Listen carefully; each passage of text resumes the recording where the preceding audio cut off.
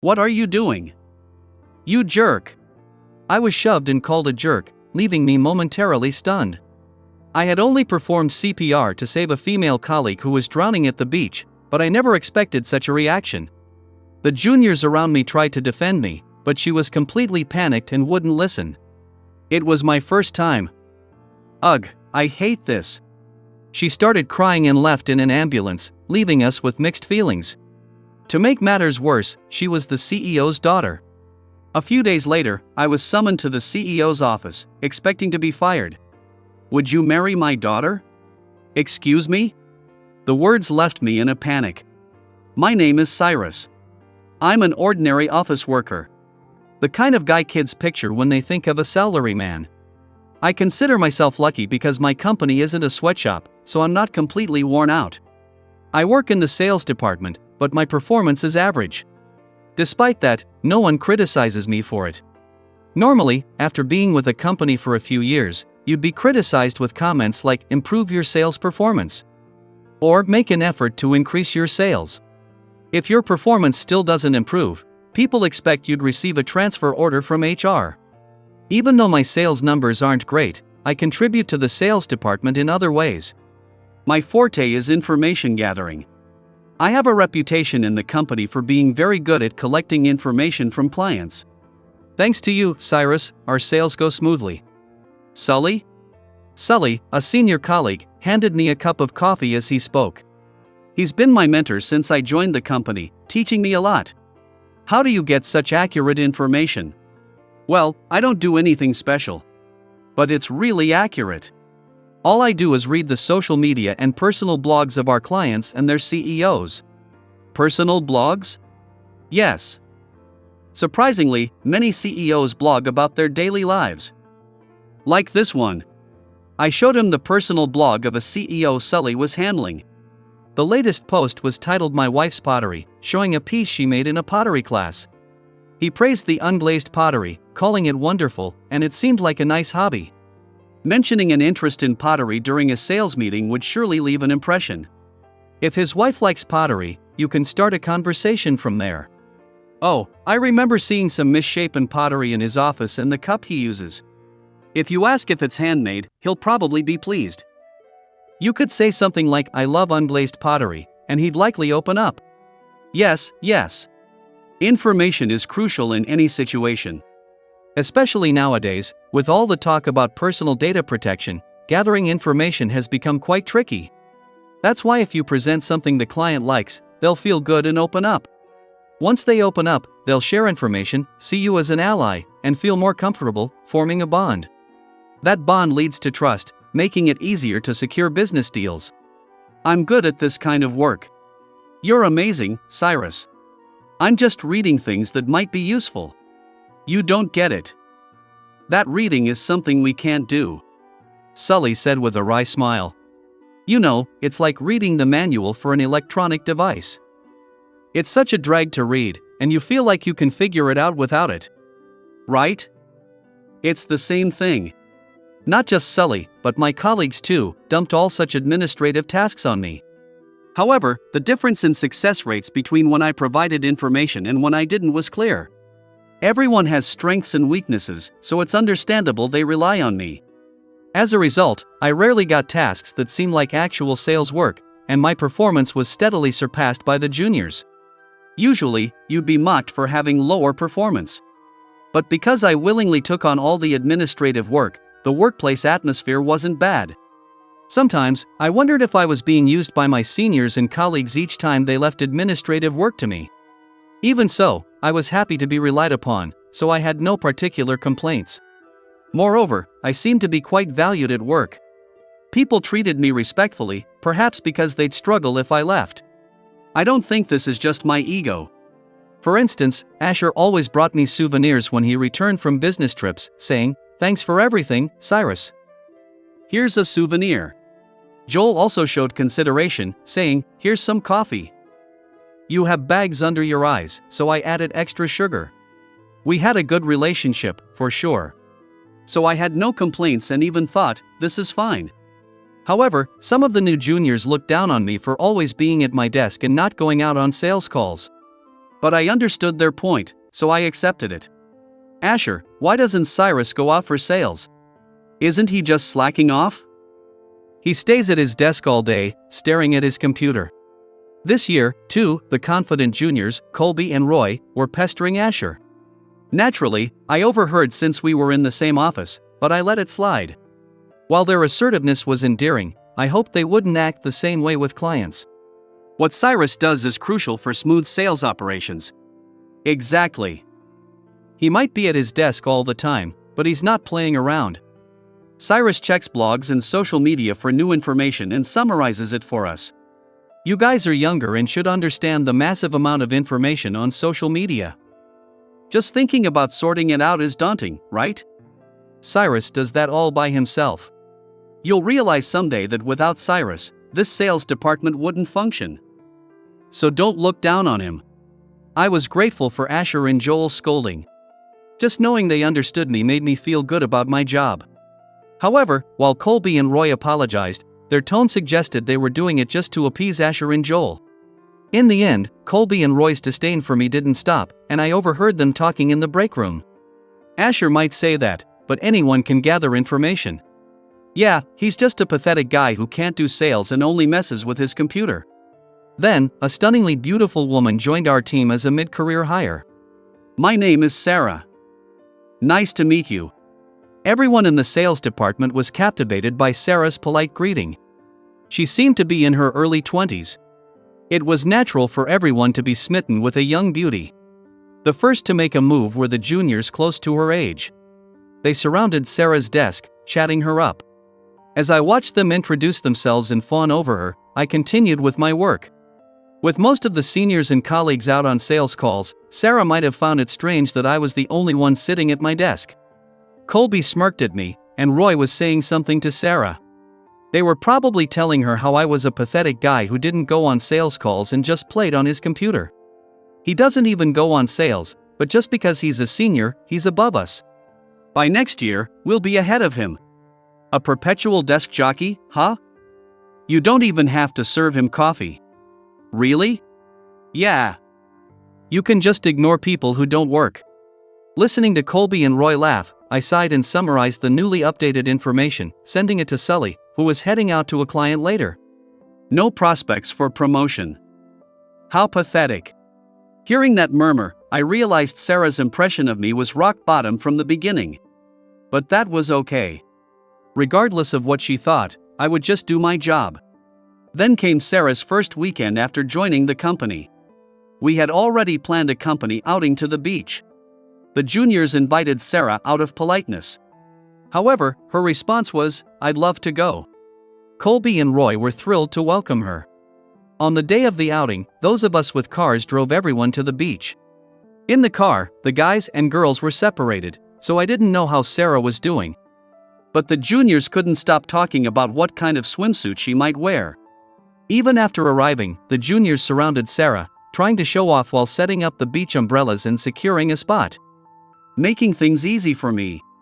The energetic juniors immediately headed to the sea after dropping off their belongings. Not wanting to get tired, I volunteered to watch the bags and lay down on the beach mat. Thanks to the beach umbrella, I didn't have to worry about sunburn. And the breeze from the sea was just enough to lull me into a pleasant drowsiness. Just as I was about to fall asleep, I heard people around me getting noisy. Wondering what was happening, I saw a crowd forming, apparently involving our colleagues. I asked another colleague to watch the bags and headed towards the crowd. Colby, Roy. What's going on? Oh, Cyrus. When I called out to the panicked juniors, they were visibly shaken. Report. They were too flustered to speak immediately, so I gave a short command. Sarah was lying motionless on the sand. Though I could guess, I needed a proper report. Sarah was drowning, and we brought her here, but she's not breathing. We've called an ambulance, but what should we do? You've contacted Sully too, right? Yes. Okay, I'm going to perform CPR. Go get towels and handkerchiefs. Yes. Following my instructions, Colby ran to the luggage area, nearly tripping over his feet. Meanwhile, I checked for any response from Sarah, confirming with my own eyes that there was none. I didn't know how long she had been drowning, but CPR was a race against time. Roy, have you taken any CPR training? A bit during driving school, but I've never actually done it. I'll start then. Watch and remember. We'll take turns until the ambulance arrives. Cyrus. I brought towels and handkerchiefs. Colby returned with the items, so I covered Sarah's chest with a towel, positioned my hands on the center of her chest, and began compressions. Listen, CPR is more effective when multiple people take turns. Place the heel of one hand on the center of the chest, stack the other hand on top, and interlock your fingers. Then press firmly. I explained while performing the chest compressions. Straddling Sarah's body, I pressed down rapidly, which was quite a workout. That's why multiple people need to take turns, otherwise, the rescuer might need medical attention themselves. Keep your elbows straight and press vertically. Do it quickly and without pausing. Make sure the chest returns to its normal position between compressions. Do this 30 times in a row? Yes. Next was artificial respiration. I placed a handkerchief over Sarah's mouth and slowly breathed into her for 1 second each. Repeat it twice. Her chest rose, but she still wasn't breathing on her own, so I resumed chest compressions. What was Sarah doing when this happened? She said, "This much is fine," and swam out alone. We're sorry. Roy apologized loudly. While listening to him, I performed artificial respiration and resumed chest compressions. I was watching, thinking it was dangerous, but when I realized Sarah was drowning, we rushed to rescue her, but she wasn't breathing. As I listened to the report and performed artificial respiration again, I heard a faint cough from Sarah and quickly moved back. She suddenly spat out water forcefully. After coughing and vomiting, Sarah fully regained consciousness, and Colby and Roy hugged each other in relief. She revived. Amazing. Thank goodness. I also felt relieved and let out a sigh. Sarah seemed confused about what was happening. But then, she suddenly pushed me away. What? What are you doing? You jerk. I was taken aback by Sarah glaring at me as if I were a criminal who had assaulted her. Even Colby and Roy, who usually look down on me, stepped in to stop her this time. Sarah, wait. It's not like that. Yeah, Cyrus saved you. But Roy's words were cut off. It was my first time. You jerk. You're the worst. She started crying. Of course, I hadn't done it directly. I had used a handkerchief, but for her, it must have been a big deal. Losing her first was worse than losing her life to her, so her reaction made sense. But there was no time for hesitation when saving a life. As the ambulance siren approached, Sarah was taken away by the paramedics. A female colleague, who had been watching from a distance, accompanied her. Back from the beach, I noticed that Colby and Roy, who had witnessed everything, felt sorry for me. It wasn't just because of Sarah's misunderstanding. It turned out Sarah was Mr. Smith's daughter. If she told him about me in her current state, it was easy to imagine I'd be fired. With this recent event, I was prepared to be fired. Starting the next day, I began teaching the juniors the tasks I had been handling to ensure the department could function without me. Colby, who initially thought watching SNS while working is great, soon changed his tune. He found gathering information about other companies' CEOs stressful. He became sensitive to new notifications and grew tired of sitting quietly. I then taught the same to Roy, but he struggled to summarize the information and couldn't grasp what was important. It didn't take long for both of them to give up. In just a few days, they came to me in tears. Cyrus, we're sorry. We apologize for looking down on you. Their apologies felt sincere. Just understanding the importance of my work, as Asher and Joel had said, was enough. But if I were to be fired, someone would need to take over my duties. As I pondered what to do, Mr. Smith summoned me. This is it, I thought, sighing as Colby and Roy started to panic. If you are misunderstood, I'll go explain. Me too. Seeing their desperation, I smiled and patted their heads. Thanks. I'll go for now. I headed to the CEO's office with determination. I made my way to the CEO's office on the top floor, taking a deep breath in front of the door. My heart was racing, but I clenched my fist tightly and knocked at eye level twice. It's Cyrus from the sales department. I hoped my voice didn't sound shaky. "Come in." "Excuse me." The gentle voice that responded reassured me, and I opened the door. Right in front of me, Mr. Smith and Sarah were sitting on the sofa. Sarah glared at me fiercely, and I struggled not to tremble pathetically. "Thank you for coming." "Not at all." "Well, first, have a seat." Mr. Smith gestured for me to sit, and I did so, bowing slightly before sitting on the sofa opposite them. Even a moment of silence felt terrifying. But I knew I had done nothing wrong, and I would do the same again if I had to. With that thought, I lifted my head, and Mr. Smith smiled gently. "First, Cyrus, let me thank you." "What?" "Thank you for saving Sarah." "I'm sorry for the delayed gratitude." There were some discrepancies between her account and what the others who were there told me. As Sarah tried to say something, Mr. Smith stopped her and continued.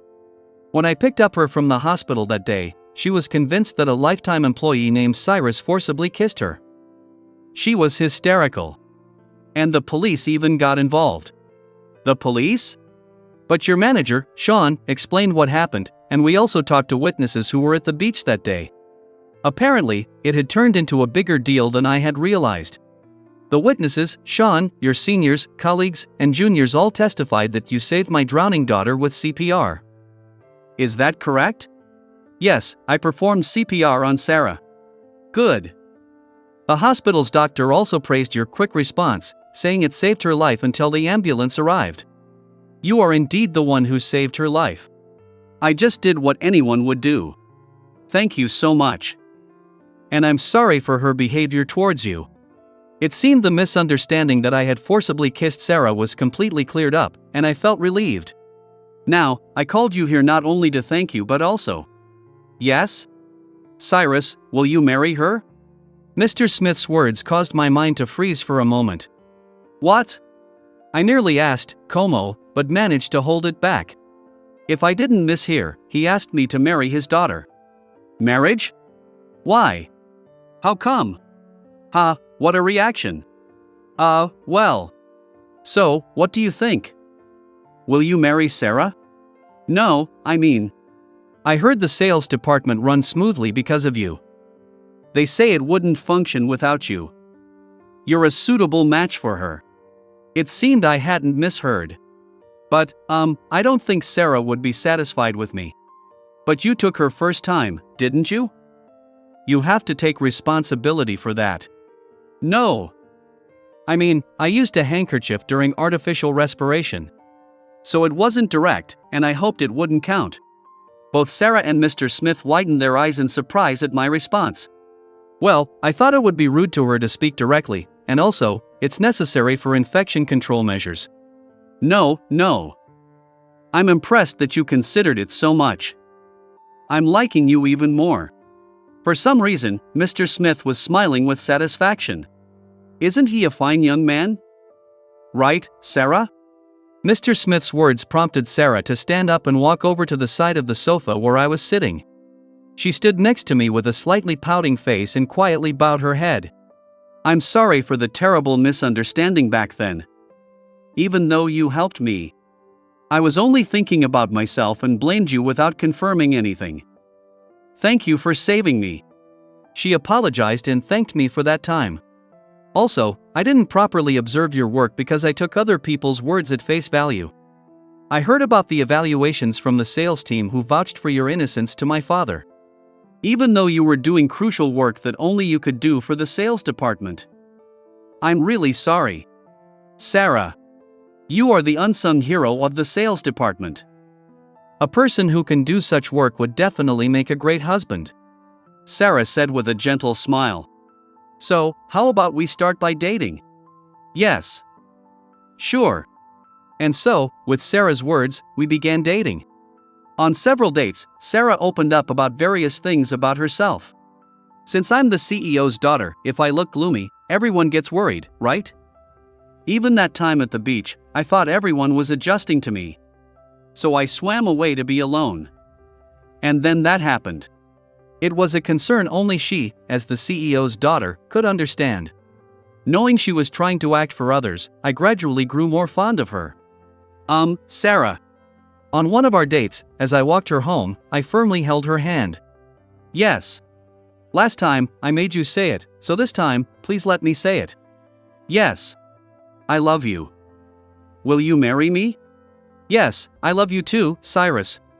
Thus, we got engaged, but it was several years before we married. There were various reasons, but the biggest one was my position. Being the husband of the CEO's daughter meant I would be seen as a son-in-law by the CEO. And there were concerns about leaving all the support tasks to the son-in-law. Should I call you Cyrus or Mr. Smith since you're the CEO's son-in-law?